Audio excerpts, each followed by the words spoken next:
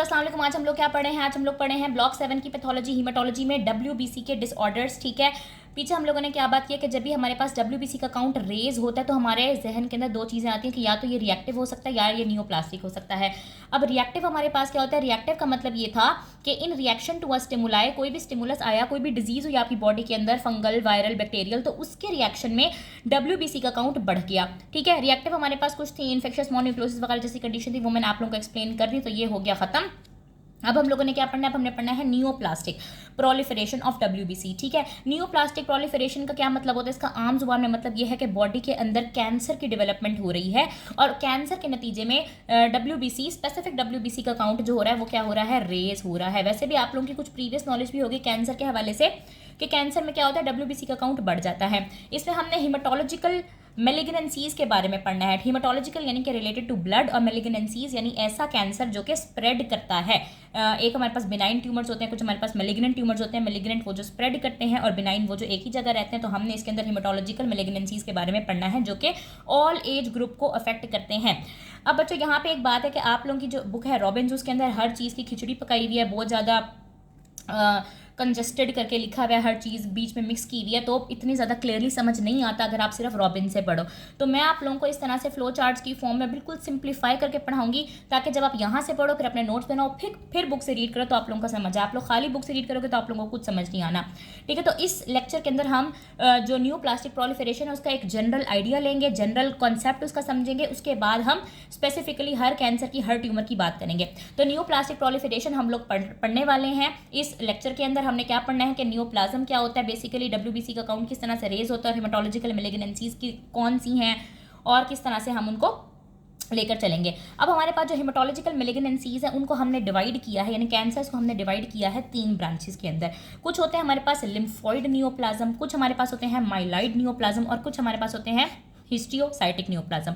अब जैसे नाम इनका बता रहा है, लिम्फोइड नियोप्लाज्म का मतलब है ऐसा कैंसर, ऐसा ट्यूमर जो कि लिम्फोइड प्रोजेनेटर को अफेक्ट करेगा। अब लिम्फोइड सेल्स कौन से होते हैं? T सेल्स हैं, B सेल्स हैं और नेचुरल किलर सेल्स हैं। और जो माइलॉइड नियोप्लाज्म होंगे वो माइलॉइड स्टेम सेल्स को अफेक्ट करेंगे। माइलॉइड स्टेम सेल्स हमारे पास कौन से होते हैं? हमारे पास होते हैं ग्रेनुलोसाइट यानी कि न्यूट्रोफिल्स, ईओजिनोफिल्स, बेसोफिल्स, इसके अलावा मोनोसाइट्स, यानी कि लिम्फोसाइट को छोड़ के बाकी तमाम स्टेम सेल्स अगर अफेक्ट होंगे तो हमारे पास माइलॉइड नियोप्लाज्म होगा, और अगर हमारे पास लिम्फोइड सेल्स अफेक्ट होंगे तो हमारे पास लिम्फोइड नियोप्लाज्म उनको बोलेंगे। फिर हमारे पास आता है हिस्टियोसाइटिक नियोप्लाज्म। हिस्टियोसाइटिक का मतलब ये है जो हिस्टियोसाइट्स को अफेक्ट करे। हिस्टियोसाइट्स आपके टिश्यूज़ के रेजिडेंट इम्यून सेल्स होते हैं। फॉर एग्जांपल टिश्यू मैक्रोफेजेस हैं, डेंड्राइटिक सेल्स हैं, लैंगरहैंस सेल्स हैं, उनकी प्रोलिफरेटिव लीन या फिर उनका कैंसर, अगर हम सिंप्लीफाइड जुबान में बात करें। तो हम लोगों ने क्या बात की कि जो हिमेटोलॉजिकल मेलिग्नेंसीज होती हैं वो 3 टाइप्स की होती हैं। लिम्फोइड नियोप्लाज्म जो लिम्फोइड सेल्स को अफेक्ट करें यानी कि T cells, B cells, natural killer cells. Myeloid neoplasm जो कि माइलॉइड स्टेम सेल्स को अफेक्ट करें यानी कि न्यूट्रोफिल, ईओजिनोफिल, बेसोफिल और मोनोसाइट। और हिस्टियोसाइटिक नियोप्लाज्म जो कि हिस्टियोसाइट्स को अफेक्ट करें। अब आ जाती हैं बच्चे इनकी एग्जांपल्स। लिम्फोइड नियोप्लाज्म, अभी आप जस्ट एग्जांपल्स के नाम पढ़ते जाओ, ठीक है, इनको हम डिटेल में डिस्कस करेंगे, आप लोगों ने परेशान नहीं होना। बस ये सारी चीज़ें जब आप एंड में एक साथ पढ़ोगे आप लोगों को तब समझ आएगी, इकट्ठे हर चीज़ समझ नहीं आएगी। हम 3 ब्रांचेस में डिवाइड किया, लिम्फोइड, माइलॉइड और हिस्टियोसाइटिक। लिम्फोइड नियोप्लाज्म जिसने लिम्फोइड सेल को अफेक्ट करना है, इसकी एग्जाम्पल है leukaemia, Hodgkin, non Hodgkin lymphoma और प्लाज्मा सेल के नियोप्लाज्म। माइलॉइड नियोप्लाज्म जिसने माइलॉइड स्टेम सेल्स को अफेक्ट करना है, ग्रेनुलोसाइट्स को और मोनोसाइट्स को, इसकी एग्जाम्पल है हमारे पास अगेन ल्यूकीमिया, माइलोडिस्प्लास्टिक सिंड्रोम्स और माइलोप्रोलिफरेटिव नियोप्लाज्म। और हिस्टियोसाइटिक नियोप्लाज्म जिसने हिस्टियोसाइट्स को अफेक्ट करना है, इसमें जाता है proliferative lesions of tissue macrophages, dendritic cells वगैरह। तो उम्मीद है आप लोगों को यहाँ तक इसकी क्लासिफिकेशन, एक ओवरव्यू समझ आ गया होगा। ठीक है बच्चों, अब हम बात करते हैं नॉर्मल लीनिएज की, कि आपकी बॉडी के अंदर जो WBCs होते हैं जब इनकी प्रोडक्शन होती है तो ये नॉर्मली कौन से स्टेजेस से गुजरते हैं, इनका जो सीक्वेंस होता है वो क्या होता है। इतनी बात तो आप लोगों को याद होगी बच्चों के WBCs हमारे पास वाइट ब्लड सेल्स होते हैं। ये हमारे पास 2 तरह के होते हैं, एक हमारे पास होते हैं ग्रेनुलोसाइट, एक होते हैं हमारे पास एग्रेनुलोसाइट। ग्रेनुलोसाइट वो होते हैं जिनके साइटोप्लाज्म के अंदर से दाने दाने ग्रेन्यूल से होते हैं, और एग्रेनुलोसाइट वो होते हैं जिनके अंदर ये ग्रेन्यूल्स एब्सेंट होते हैं। ग्रेनुलोसाइट हमारे पास 3 तरह के होते हैं, न्यूट्रोफिल, ईओजिनोफिल, बेसोफिल। और एग्रेनुलोसाइट हमारे पास होते हैं मोनोसाइट और लिम्फोसाइट। लिम्फोसाइट हमारे पास होते हैं आगे T सेल्स और B सेल्स और एक नेचुरल किलर सेल्स भी होते हैं वैसे, लेकिन कभी कभी हम इसको लिख लेते हैं, कभी नहीं लिखते। ठीक है, इतनी बात आप लोगों को क्लियर हो गई कि WBC 2 तरह के, ग्रेनुलोसाइट, एग्रेनुलोसाइट। ग्रेनुलोसाइट कौन कौन से हैं और एग्रेनुलोसाइट कौन कौन से हैं, ठीक हो गया, यहाँ तक बात समझ आ गई। अब हम माइलाइड प्रोजेनिटर्स को और लिम्फॉइड प्रोजेनिटर्स को अलग अलग करके पढ़ते हैं। अब आपको याद होगा मैंने यहाँ पे बात की थी, लिम्फॉइड नियोप्लाज्म लिम्फॉइड सेल को अफेक्ट करेंगे, माइलाइड नियोप्लाज्म माइलॉइड स्टेम सेल को अफेक्ट करेंगे। तो इसका नॉर्मल हमें लीनिएज भी तो पता होना चाहिए ना बच्चों। नॉर्मल लीनिएज इसका क्या है कि हमारे पास सबसे पहले होते हैं बोन मैरो के अंदर haematopoietic stem cell. Haematopoietic stem cells वो सेल्स है जिनसे आगे हर तरह के सेल्स बनने हैं। हेमेटोपोइटिक स्टेम सेल जो है ना वो दो ब्रांचेस में जा सकते हैं, common myeloid progenitor, common lymphoid progenitor. Common myeloid progenitor जिससे माइलॉइड सेल्स बनने हैं। माइलाइड सेल्स कौन कौन से थे? माइलॉइड सेल्स हमारे पास हैं आरबीसीज, प्लेटलेट्स, न्यूट्रोफिल्स, योजिनोफिल्स, बेसोफिल्स और मोनोसाइट्स। ठीक हो गया। और कॉमन लिम्फॉइड प्रोजेनिटर जिससे हमारे पास लिम्फोसाइट्स बनने हैं। कॉमन लिम्फॉइड प्रोजेनिटर से हमारे पास लिम्फोब्लास्ट बनते हैं, फिर हमारे पास लिम्फोसाइट बनते हैं। लिम्फोसाइट कौन से? टी सेल्स और नेचुरल किलर सेल्स। बच्चों आप लोगों को नॉर्मल लीनिएज की समझ आ गई। पहले हम लोगों ने बात की कि WBCs दो तरह के हैं, ग्रेनुलोसाइट और एग्रेनुलोसाइट। ग्रेनुलोसाइट कौन कौन से हैं, एग्रेनुलोसाइट कौन कौन से हैं। ठीक है। फिर हमने बात की कि जो हमारे पास हेमेटोपोइटिक स्टेम सेल्स होते हैं बोन मैरो के, वो दो लीनिएजेस में जा सकते हैं, कॉमन माइलाइड प्रोजेनिटर की सीरीज, कॉमन लिम्फॉइड प्रोजेनिटर की सीरीज। जो माइलाइड प्रोजेनिटर की सीरीज है उससे हमारे पास क्या बनते हैं? आरबीसीज, प्लेट सेल्स और माइलोब्लास्ट। ठीक है। ब्लास्ट का वर्ड जहां पे भी आ रहा है इसका मतलब है इमेच्योर या फिर प्रिकर्सर सेल। माइलोब्लास्ट से हमारे पास क्या क्या बनता है? न्यूट्रोफिल, इओजिनोफिल, बेसोफिल और मोनोसाइट। और कॉमन लिम्फॉइड प्रोजेनिटर से हमारे पास बनते हैं लिम्फोब्लास्ट, लिम्फोब्लास्ट से आगे लिम्फोसाइट। लिम्फोसाइट कौन कौन से होते हैं? बी सेल्स, टी सेल्स और नेचुरल किलर सेल्स। बच्चों आप लोगों ने परेशान नहीं होना, बस इस लीनिएज को एज इट इज याद करना है। ये आपकी बुक के अंदर नहीं है, लेकिन जब तक आप ये समझोगे नहीं आपको बुक के अंदर लिखा हुआ कुछ भी समझ नहीं आएगा। ठीक है। अब हमने यहाँ पर बात की है माइलोब्लास्ट की और लिम्फोब्लास्ट की। अब हम इसको थोड़ा डिटेल में देखते हैं कि माइलोब्लास्ट से जो ये सेल्स बनने का अमल है इसके दरमियान कौन कौन सा सीक्वेंस आता है। ठीक है। ये तो हमने बात कर ली कि कॉमन माइलाइड प्रोजेनिटर से ये चीज़ें बननी है, माइलोब्लास्ट बनना है, कैसे बनना है, उसके दरमियान के क्या स्टेप्स होंगे। और लिम्फोब्लास्ट से जो लिम्फोसाइट बनना है उसके दरमियान में क्या क्या सीरीज आएगी। आपको इतना तो पता होगा कि जब भी हमारी बॉडी के अंदर कोई सेल्स बनते हैं तो वो एपोप्टोसिस से बनते हैं, सॉरी माइटोसिस से बनते हैं। ठीक है। यानी उसके अंदर क्या होता है, बहुत सारे सेल्स जो है ना वो डिवाइड हो के उसके बाद एक फाइनल स्टेप बना रहे होते हैं। तो माइलोब्लास्ट हमारे पास क्या है, जो कि माइलाइड स्टेम सेल का प्रिकर्सर है। ठीक है। हमारे पास दो तरह के सेल्स है ना, माइलाइड और लिम्फॉइड। जो माइलाइड स्टेम सेल का प्रिकर्सर है इससे इन सेल्स तक बनने का जो अमल है इसके दरमियान कौन कौन से सेल्स आएंगे। माइलोब्लास्ट से बनता है प्रोमाइलोसाइट। ये याद कर लो बच्चों, माइलोब्लास्ट, प्रोमाइलोसाइट, माइलोसाइट, मेटामाइलोसाइट, बैंड फॉर्म, और उससे आगे फिर बनेंगे ये न्यूट्रोफिल्स, योजिनोफिल्स, बेसोफिल्स और मोनोसाइट, जिनको हम माइलाइड सेल्स कहते हैं। ठीक है। माइलोब्लास्ट से माइलाइड सेल्स बनने तक का जो प्रोसेस है इसके दरमियान कौन कौन से सेल्स आएंगे। माइलोब्लास्ट से प्रोमाइलोसाइट, माइलोसाइट, मेटामाइलोसाइट और बैंड फॉर्म। अब हम इसकी ये सीक्वेंस क्यों पढ़ रहे हैं, हमें ये याद करना क्यों ज़रूरी है। ठीक है। हमें ये याद करना इसलिए ज़रूरी है बच्चों क्योंकि जब भी हमारे पास लिम्फॉइड या फिर माइलाइड सेल्स का कोई ट्यूमर अराइज करता है तो उसमें होता क्या है कि ये वाला जो नॉर्मल सीक्वेंस है ये रुक जाता है। फॉर एग्जाम्पल ये सीक्वेंस यहाँ तक चलना था, ये यहाँ तक रुक गया। ठीक है। और ये वाला जो स्टेज है, लेट सपोज एग्जाम्पल का बता रही हूँ, ये वाला स्टेज जो है ना ये ब्लड के अंदर आना शुरू हो गया। नॉर्मली इन्होंने आना था ब्लड के अंदर, अब ये ब्लड के अंदर आना शुरू हो गया तो बच्चे खराबी तो होगी ना। एक इमेच्योर सेल ब्लड के अंदर आ रहा है तो वो खराबी कॉज करेगा। तो माइलोब्लास्ट से जो मेच्योर सेल्स हैं उनके बनने का जो प्रोसेस है वो ये वाला है। ठीक है। आप लोगों ने एज इट इज याद कर लेना है। ये माइलाइड स्टेम सेल्स का हो गया। अब लिम्फॉइड स्टेम सेल का हमारे पास क्या सिंपल सा बच्चों, लिम्फोब्लास्ट से बनेंगे प्रो लिम्फोसाइट और उससे आगे बनेंगे लिम्फोसाइट। लिम्फोसाइट कौन कौन से हैं? बी सेल, टी सेल्स और नेचुरल किलर सेल्स। तो अब तक हमने क्या पढ़ा? अब तक हमने बच्चों पढ़ा कि जो हेमेटोलॉजिकल मैलिग्नेंसीज हैं ये तीन तरह की हो सकती हैं। लिम्फॉइड नियोप्लाज्म जो लिम्फॉइड सेल्स को अफेक्ट करेंगे, माइलाइड नियोप्लाज्म जो माइलाइड सेल्स को अफेक्ट करेंगे, और हिस्टियोसाइटिक नियोप्लाज्म जो हिस्टियोसाइट्स को अफेक्ट करेंगे।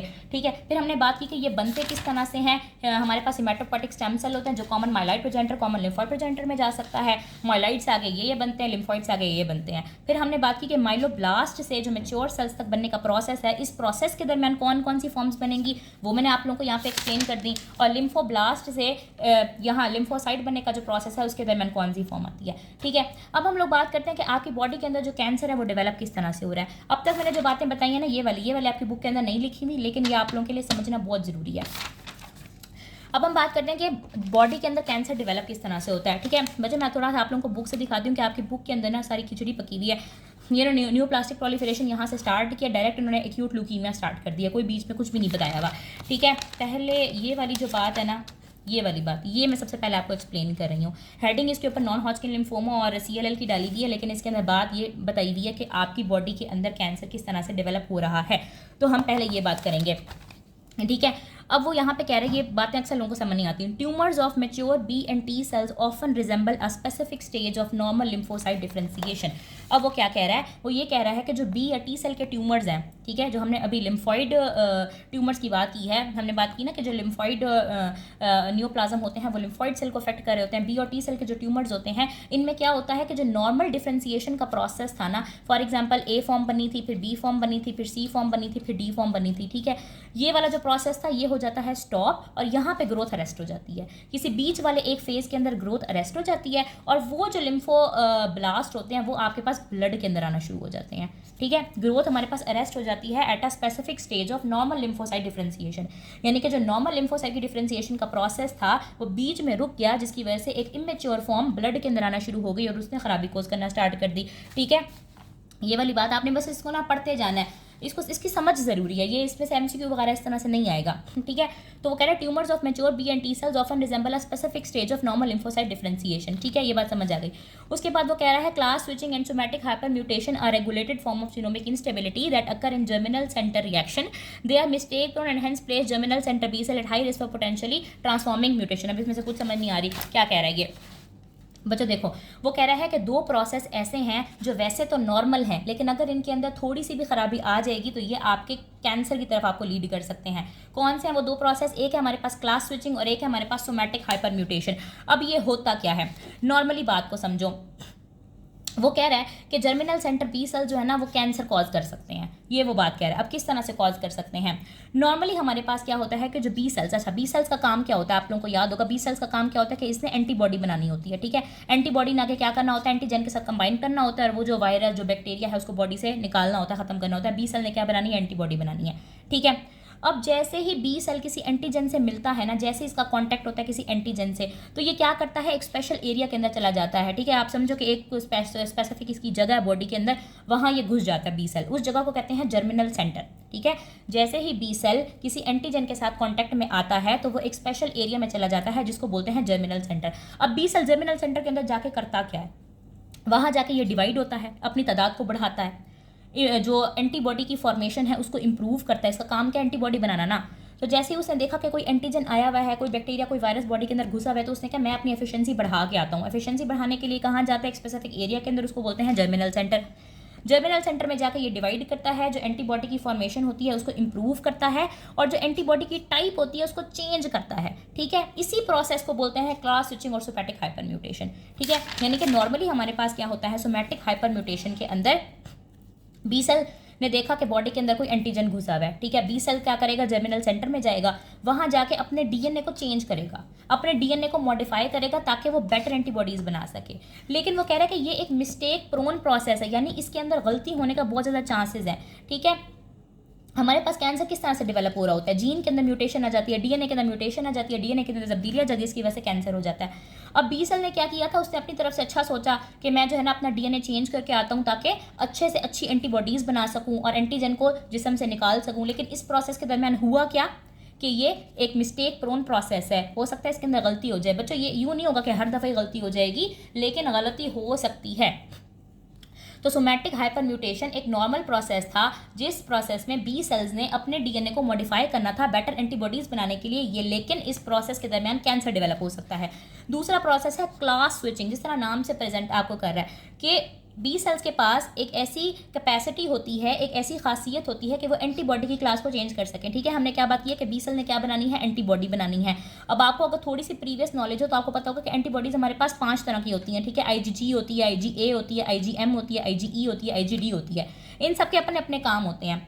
अब बी सेल्स के पास एक कैपेसिटी होती है कि वो एक एंटीबॉडी की के अंदर थोड़ा सा डीएनए बदल के ना उससे नई एंटीबॉडी बना ले, बजाय ये कि पूरा प्रोसेस दोबारा से रिपीट हो, दोबारा से एंटीबॉडीज बने, वो एक ही मौजूदा एंटीबॉडी के अंदर थोड़ी सी चेंजेस करेंगे और आईजीएम थी फॉर एग्जांपल उसे आईजीए बना लेंगे या आईजीई बना लेंगे। अब ये भी एक नॉर्मल प्रोसेस है। इस प्रोसेस का काम था कि एंटीबॉडी ज़्यादा अच्छे से काम कर सके, एंटीबॉडी ज़्यादा अच्छे से बन सके। लेकिन प्रॉब्लम क्या है कि ये भी मिस्टेक प्रोन प्रोसेस है, इसके दौरान कैंसर डेवलप हो सकता है। बच्चों मैंने आप लोगों को क्या हम पढ़ के आ रहे हैं इसके अंदर कि कैंसर आपकी बॉडी के अंदर किस किस तरीके से डेवलप हो सकता है। नॉर्मली आपको पता है कि किसी भी जीन के अंदर जब म्यूटेशन आ जाती है ना तो हमारे पास हो जाता है कैंसर, ठीक है। फिर हमने बात की कि जो बी और टी सेल के ट्यूमर होते हैं उनकी ग्रोथ अरेस्ट हो जाती है एक बीच के किसी डिफ्रेंशिएटिंग प्रोसेस के दरमियान, तो वहाँ पर ट्यूमर डेवलप हो जाता है। फिर हमने बात की कि बी सेल्स के अंदर जो नॉर्मल प्रोसेस है क्लास स्विचिंग और सोमैटिक हाइपर म्यूटेशन, जिसका फंक्शन क्या था कि वो एंटीबॉडीज़ की फॉर्मेशन को बेहतर कर सके, इंप्रूव कर सके, वो ख़राब हो गए तो उसकी वजह से क्या हो सकता है, कैंसर हो सकता है।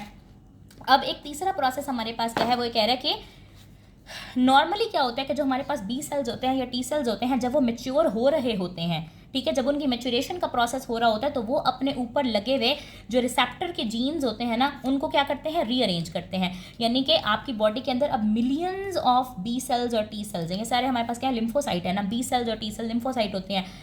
ये क्या करते हैं कि जब ये मेच्योर हो रहे होते हैं तो हर एक सेल अपने ऊपर एक डिफरेंट तरह का पैटर्न रखता है एंटीजन रिसेप्टर्स का, ठीक है। एंटीजन रिसेप्टर क्या होते हैं, जहाँ पे जो है ना वो एंटीजन ने आके बाइंड करना होता है। तो इन सब जिस तरह इंसानों के अंदर सबके अंदर मुख्तलिफ फिंगरप्रिंट होता है, उसी तरह लिम्फोसाइट के अंदर हर एक लिम्फोसाइट का अपना स्पेसिफिक रिसेप्टर जीन होता है, अपनी स्पेसिफिक उसकी रीअरेंजमेंट होती है, और इस तरह हमारे पास पॉलीक्लोनल सेल्स बनते हैं, यानी कि कई तरह के सेल्स होते हैं, कई तरह के क्लोन होते हैं। ये नॉर्मली होता है। जब हमारे पास लिम्फॉइड नियोप्लाज्म हो जाता है, यानी कि बी या टी सेल का ट्यूमर या बी और टी सेल का कैंसर डेवलप हो जाता है, तो हमारे पास एक एबनॉर्मल लिम्फोसाइट बनता है और वो अपनी ही आगे तादाद बढ़ाता रहता है, बढ़ाता रहता है, बढ़ाता रहता है, और उसका पूरा एक क्लोन बन जाता है, यानी उसको हम बोलते हैं मोनोक्लोनल। यानी कि नॉर्मली बॉडी के अंदर क्या था कि बी और टी सेल्स ने ड्यूरिंग मैच्योरेशन खुद को तब्दील करना था, अपने एंटीजन रिसेप्टर जीन्स को तब्दील करना था, जिससे कई तरह के सेल्स बने, कई वैरायटी के सेल्स बने, पॉलीक्लोनल सेल्स बने। लेकिन अब क्या बन रहे हैं, मोनोक्लोनल सेल्स बन रहे हैं। एक एबनॉर्मल लिम्फोसाइट है, उसके ऊपर एक खराब पैटर्न है, और वो उस डिवाइड होता जा रहा है, होता जा रहा है, होता जा रहा है। उसके नतीजे में जितने भी सेल्स बन रहे हैं, जितने भी डॉटर सेल्स बन रहे हैं, वो सारे क्या बन रहे हैं, खराब बन रहे हैं, ठीक है। मिसाल के तौर पर एक एबनॉर्मल लिम्फोसाइट था, ठीक है, उसके ऊपर एक जीन पैटर्न था जिसका नाम था एक्स। अब ये इतना ज़्यादा डिवाइड होगा, इतना ज़्यादा डिवाइड होगा कि ये डिवाइड होकर जितने भी डॉटर सेल्स बनाएगा सबके ऊपर एक्स पैटर्न होगा, और इससे हम क्या करेंगे, इससे हम आइडेंटिफाई कर लेंगे कि ये कैंसर है, ठीक है। ये देखो बच्चों, मैं आप लोगों को बुक से बताती हूँ, ये चीज़ें मैं आपको बता रही हूँ कि ट्यूमर, ये हमने पढ़ लिया, ये वाली क्लास स्विचिंग सोमैटिक हाइपरम्यूटेशन वाली बात पढ़ ली। फिर वो कह रहा है antigen receptor gene rearrangement in mature lymphoid neoplasm serve as a unique marker of the malignant clone, यानी कि ये एक मार्कर का काम देगा जिससे हम लेबॉर्ट्री के अंदर डायग्नोज कर सकेंगे कि ये किस तरह का ट्यूमर है, ठीक है। उसके बाद नेक्स्ट पॉइंट में वो बात कर रहा है lymphoid neoplasm often disrupt normal immune function, कि हमारे पास जो भी लिम्फॉइड नियोप्लाज्म आते हैं, यानी कि जो हमारे पास टी सेल्स, बी सेल्स या फिर नेचुरल किलर सेल्स के जो ट्यूमर्स या कैंसर्स होते हैं, वो आपका जो नॉर्मल इम्यून फंक्शन है उसको ख़राब कर देते हैं, ठीक है। हमारे पास जब भी लिम्फोसाइट का कैंसर होता है तो वो आपकी जो नॉर्मल इम्यून सिस्टम की वर्किंग होती है उसके साथ इंटरफेयर करता है। बच्चों देखो, हमारे पास क्या है, बी सेल्स हैं, टी सेल्स हैं, नेचुरल किलर सेल्स हैं। इनका कुदरती काम क्या है, अल्लाह ताला ने इनको किस लिए रखा हुआ है। बी सेल ने क्या बनानी है, एंटीबॉडीज़ बनानी है। टी सेल्स ने क्या करना है, इन्फेक्शन को फाइट करना है। नेचुरल किलर सेल्स ने क्या करना होता है, कैंसर के सेल्स को फाइट करना होता है, वायरस इन्फेक्टेड सेल्स को फाइट करना होता है। तो यानी कि आपकी बॉडी की इम्यूनिटी के अंदर इनका रोल है। जब इनका कैंसर हो जाएगा, इनके अंदर नॉर्मल फंक्शन ही नहीं रहेगा इनका, तो क्या ये इम्यूनिटी प्रोवाइड कर सकेंगे बच्चों, नहीं कर सकेंगे। तो यही वाली बातें हैं जो आपकी बुक के अंदर यहाँ लिखी हुई है, और मैंने ये सारी आप लोगों को एक्सप्लेन कर दी। इनको बाद में जाके पढ़ते, इससे बेहतर है कि इनको पहले हम पढ़ लें, ठीक हो गया बच्चों। अब हम थोड़ी सी बात करते हैं लिम्फॉइड नियोप्लाज्म की, ठीक है। हमने पीछे क्या बात की है कि नियोप्लाज्म हमारे पास दो तरह के, तीन तरह के हैं। एक हमारे पास माइलाइड है, एक हमारे पास लिम्फॉइड है, और एक हमारे पास हिस्टियोसाइटिक है। अभी हम किसको स्टडी करेंगे, अभी हम लिम्फॉइड नियोप्लाज्म को स्टडी करेंगे। अभी आने वाले अगले सारे लेक्चर्स तकरीबन लिम्फॉइड के ही होंगे। जब माइलाइड की सीरीज स्टार्ट होगी तो मैं आप लोगों को बताऊंगी, ठीक है। लिम्फॉइड नियोप्लाज्म को हम डिवाइड कर सकते हैं मजीद आगे। देखो, नियोप्लाज्म हमारे पास थे, हिस्टियोसाइटिक नियोप्लाज्म हम हिमेटोलॉजिकल नियोप्लाज्म जो थे वो हमारे पास तीन तरह के थे। एक हमारे पास माइलाइड है, हमारे पास लिम्फॉइड है, और हिस्टियोसाइटिक है। अब जो लिम्फॉइड है, इनकी फर्दर ब्रांचेस क्या है, हमारे पास ल्यूकीमिया हो सकता है, ठीक है। इसके अलावा हमारे पास लिम्फोमा हो सकता है। इसके अलावा हमारे पास प्लाज्मा सेल के ट्यूमर्स हो सकते हैं। अब इनके दरमियान फ़र्क क्या है, ठीक है बच्चों। ल्यूकीमिया और लिम्फोमा का आपको फ़र्क पता होना चाहिए। ल्यूकीमिया हमारे पास क्या होता है, ल्यूकीमिया हमारे पास एक ऐसा कैंसर होता है जो बोन मैरो और ब्लड को अफेक्ट कर रहा होता है। यानी कि हमारे पास हुआ क्या, ये हमारे पास बोन मैरो थी जिसके अंदर सारे सेल्स बनने थे, ठीक है। यहाँ पे सेल्स क्या हो गए, ख़राब बनना स्टार्ट हो गए। सेल्स जब यहाँ पे ख़राब बनेंगे तो वो कहाँ जाएंगे, ब्लड के अंदर, ठीक है। इसको हम बोलेंगे कि ये ल्यूकीमिया है, यानी it is a liquid tumour. Bone marrow से ये ब्लड में चला गया तो ये हमारे पास क्या है, लिक्विड ट्यूमर। और लिम्फोमा हमारे पास क्या होता है बच्चों, लिम्फोमा हमारे पास सॉलिड ट्यूमर होता है, यानी कि ये आपके ब्लड को अफेक्ट नहीं कर रहा होता, या अफेक्ट कर रहा होता है आपके लिम्फ नोड्स को और स्प्लीन को और इन चीज़ों को अफेक्ट कर रहा होता है। तो ल्यूकीमिया हमारे पास एक लिक्विड ट्यूमर है, लिम्फोमा हमारे पास एक सॉलिड ट्यूमर है। और प्लाज्मा सेल ट्यूमर जो है ना, ये भी हमारे पास बोन्स में अराइज करते हैं, इनके मुख्तलिफ सिस्टमिक सिम्टम आते हैं, लेकिन आप लोगों को इन दोनों का फ़र्क जो है ना बुनियादी तौर पर पता होना चाहिए। तो हमने क्या बात की कि हेमेटोलॉजिकल मैलिग्नेंसीज हमारे पास माइलाइड है, लिम्फॉइड है और हिस्टियोसाइटिक है। फिर लिम्फॉइड नियोप्लाज्म हमारे पास आगे ल्यूकीमिया है, लिम्फोमा है और प्लाज्मा सेल के ट्यूमर्स है। अब इसमें भी आगे हम लोग ल्यूकीमिया को स्टडी करेंगे। ल्यूकीमिया की हम लोग डिवीजन करते हैं। ल्यूकीमिया मैंने आपको क्या बात बताई है कि ल्यूकीमिया हमारे पास बोन मैरो के अंदर अराइज करते हैं। WBC के जो प्रिकर्सर्स होते हैं उनका मेलिग्नेंट नियोप्लाज्म बन जाता है, ठीक है। जो WBC के प्रिकर्सर थे, यहाँ मैंने आपको प्रिकर्सर पीछे पढ़ाए थे ना, यहाँ पे ये देखो, यहाँ मैंने आपको ये प्रिकर्सर्स पढ़ाए हुए हैं सारे। इनका कैंसर हो जाएगा, इनकी मेलिग्नेंट ट्रांसफॉर्मेशन हो जाएगी और फिर यही वाले जो सेल्स होंगे वो आपके ब्लड के अंदर जाना शुरू हो जाएंगे, जिसकी वजह से बॉडी के अंदर ल्यूकीमिया अराइज हो जाएगा, ठीक है। यानी कि नॉर्मली आपके पास क्या हो रहा होता है, आपकी बोन मैरो के अंदर सारे सेल्स बन रहे होते हैं। कौन कौन से? RBCs बन रहे हैं, प्लेटलेट्स बन रहे हैं, WBCs बन रहे हैं एक कंट्रोल्ड मैनर के अंदर, ठीक है।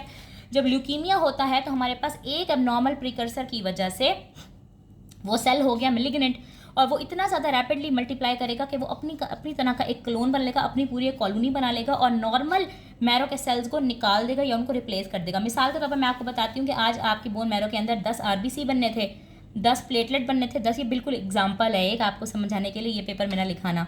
10 RBC, 10 प्लेटलेट और 10 WBC बनने थे, कंट्रोल्ड मैनर में इनकी डिवीजन होनी थी। अब हमारे पास क्या हो गया, यहाँ पे खराबी आ गई, WBC के अंदर खराबी आ गई और ये इनका काउंट जो है ना एबनॉर्मली ज़्यादा होना शुरू हो गया। जब इनका काउंट एबनॉर्मली ज़्यादा होना शुरू हो जाएगा तो अब यहाँ पे हमारे पास 30 सेल्स बने थे, तो ये 10 की बजाय क्या बन गए, 20 बन गए और इनका काउंट क्या हो गया, कम हो गया, जिसकी वजह से बॉडी के अंदर क्या आ जाएगी, डिस्टर्बेंस आ जाएगी बच्चों। हमारे पास RBC का काउंट कम हो जाएगा तो हमारे पास एनीमियास डेवलप हो जाएंगे, प्लेटलेट का काउंट डेवलप हो जाए, प्लेटलेट का काउंट कम हो जाएगा तो हमारे पास थ्रोम्बोसाइटोपिनिया, ब्लीडिंग डिसऑर्डर स्टार्ट हो जाएंगे। तो जो नॉर्मल मैरो के सेल्स थे वो क्या हो गए, रिप्लेस हो गए और जो एबनॉर्मल सेल्स थे वो यहाँ मैरो से निकल के ब्लड में जाना शुरू कर देंगे बच्चों, ठीक है। उम्मीद है आप लोगों को समझ आ रही होगी। मैं अपनी तरफ से पूरी कोशिश कर रही हूँ कि आप लोगों को समझ आए, लेकिन अगर आप लोगों को समझ नहीं आई तो आप लोगों ने वीडियो को दोबारा प्ले करके देखना है और जब तक समझ आए तब तक सुनते रहना है, ठीक है। अच्छा, तो मैंने आप लोगों को क्या बात बताई है कि जो हमारे पास हेमेटोलॉजिकल मैलिग्नेंसीज थे वो हमारे पास कितनी तरह की थी। हमारे पास लिम्फॉइड नियोप्लाज्म है, हमारे पास माइलाइड नियोप्लाज्म है, हमारे पास हिस्टियोसाइटिक है। और लिम्फॉइड में फिर हमने क्या बात की थी कि हमारे पास ल्यूकीमिया हो सकता है, लिम्फोमा हो सकता है और प्लाज्मा सेल के ट्यूमर्स हो सकते हैं। अब हम बात करते हैं कि हमने ल्यूकीमियाज को किस तरह से क्लासीफाई करना है फर्दर। तो बच्चों एक क्लासिफिकेशन हम करते हैं on the basis of speed, एक हम क्लासिफिकेशन करते हैं on the basis of cell type, ठीक है।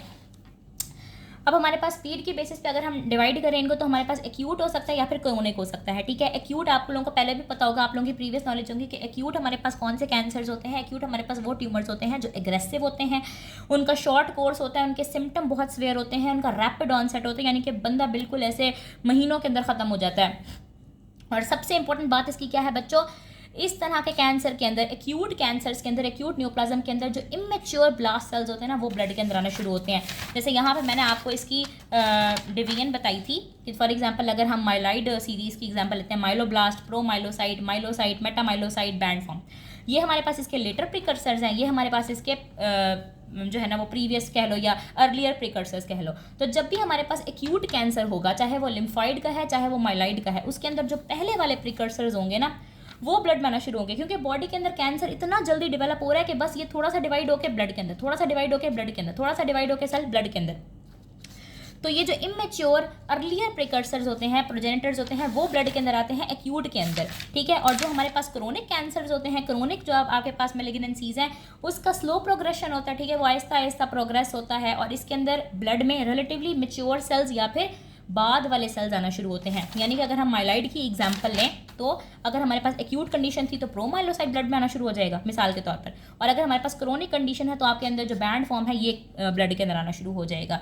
लेकिन दोनों के अंदर जो सेल्स ब्लड के अंदर आएंगे वो ख़राब ही होंगे, ठीक है। एक्यूट के अंदर पहले वाले, क्रोनिक के अंदर बाद वाले, क्योंकि क्रोनिक के अंदर स्लो प्रोग्रेशन है, सेल्स आहिस्ता आहिस्ता डिवाइड हो के ख़राब हो के ब्लड में अंदर आ रहे हैं। एक्यूट के अंदर टाइम ही बहुत कम है, ठीक है। जो क्रोनिक होता है इसका प्रोग्रेशन स्लो होता है, रिलेटिवली मेच्योर सेल्स ब्लड में आते हैं और इसके लेस सीवियर सिम्टम्स होते हैं, ठीक है बच्चों। अगर हम सेल टाइप की बुनियाद पर डिवाइड करें तो आपको पता है हमारे पास लिम्फॉइड के अंदर दो तरह के कैंसर होते हैं, एक ALL और CLL, और माइलाइड के अंदर अगेन दो तरह के कैंसर, एक AML और CML। ALL से क्या बनता है, acute lymphoblastic leukemia, chronic lymphocytic leukemia, acute myeloblastic leukemia, chronic myelocytic leukemia. इन सब की एक्सप्लेनेशन मैं आप लोगों को नेक्स्ट उसमें पढ़ाऊंगी लेक्चर के अंदर, ठीक है। ये बहुत इंपॉर्टेंट कंसेप्ट है बच्चों। लेकिन उससे पहले आप लोगों को ज़रूरी था कि आप लोग जो है ना एक नॉर्मल तो नहीं, खैर एक जनरल आइडिया ले लो, एक ओवरव्यू ले लो। मैंने आप लोगों को इसमें क्या क्या पढ़ाया, मैंने आपको न्यूप्लास्टिक प्रोलिफरेशन पढ़ाई है कि हम इसके अंदर इसको 3 ब्रांचेस में डिवाइड करते हैं, लिम्फॉइड, माइलाइड और हिस्टियोसाइटिक न्यूप्लाज्म के अंदर। फिर मैंने आपको इसका नॉर्मल लीनिएज पढ़ाया कि किस तरह से हेमाटोपोइटिक स्टेम सेल्स, एक हमारे पास माइलाइड प्रोजेनिटर की सीरीज़ है, एक लिम्फॉइड प्रोजेनिटर की सीरीज़ है। माइलाइड के अंदर क्या क्या स्टेप्स होते हैं, लिम्फॉइड के अंदर क्या क्या स्टेप्स होते हैं, फिर आपकी बॉडी के अंदर कैंसर किस तरह से डेवलप होता है, ठीक है, वो मैंने आपकी बुक से ही एक्सप्लेन की है, ठीक है। ये सारी चीज़ें पढ़ाई हैं। फिर मैंने आपको पढ़ाया कि मजीद लिम्फॉइड न्यूप्लाज्म, हमारे पास ल्यूकीमिया है, लिम्फोमा है, प्लाज्मा सेल ट्यूमर्स है। फिर हमने ल्यूकीमिया की डिवीजन पढ़ी है कि हमारे पास एक्यूट हो सकता है या क्रोनिक हो सकता है, और इसके अलावा हमारे पास ALL, CLL, CML, AML होता है। और इन ये बच्चों बहुत इंपॉर्टेंट टॉपिक्स हैं। आपकी बुक के अंदर सारी खिचड़ी पकाई हुई है, एक्यूट सारे इकट्ठे लिखे हुए हैं, क्रोनिक सारे इकट्ठे, लेकिन हम इसको अलग अलग पढ़ेंगे ताकि आप लोगों को बेहतर तरीके से समझ आ सके। Thank you very much.